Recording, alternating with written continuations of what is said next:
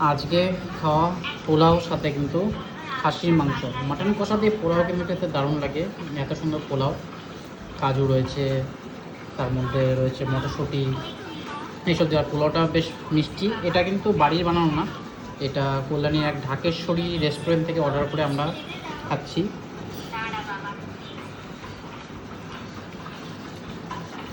একদম দারুণ খেতে। মাটন দিয়ে পোলাও খুব মিষ্টি, দারুণ। মাটন পোলাও কম্বিনেশন দারুণ লাগে যদি পোলাওটা ভালো করে বানানো হয়। আর এই রেস্টুরেন্টে খাওয়াতে আমার বেশ ভালোই লাগে, অনেক ছোটো থেকে খাই।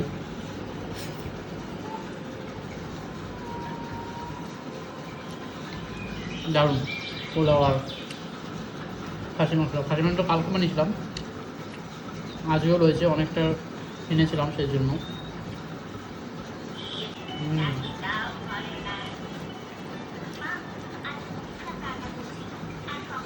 দারুণ। পোলাও দিয়ে চিকেন কষা বেশ ভালো লাগে, ঝোলটা একটু কম ছিল তাই একটু ঝোল নিয়ে আসলাম। পোলাও দিয়ে মাটনের দারুণ লাগছে আমার।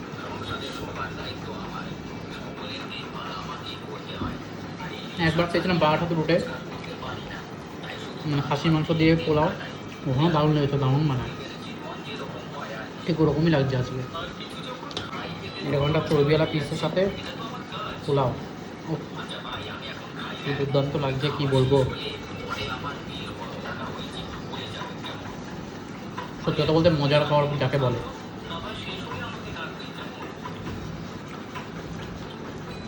মজার মজা।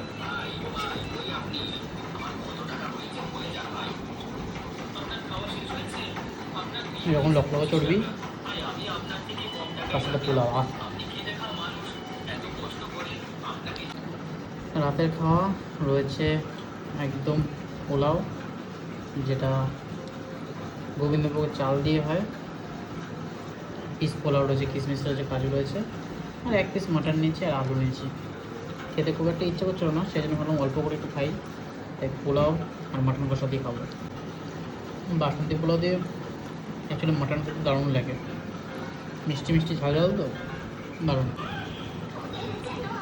দুর্দান্ত পোলাও, তার সাথে মাটন কষা, অসম লাগছে খেতে।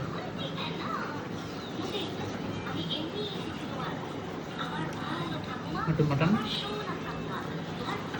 তার সাথে পোলাও।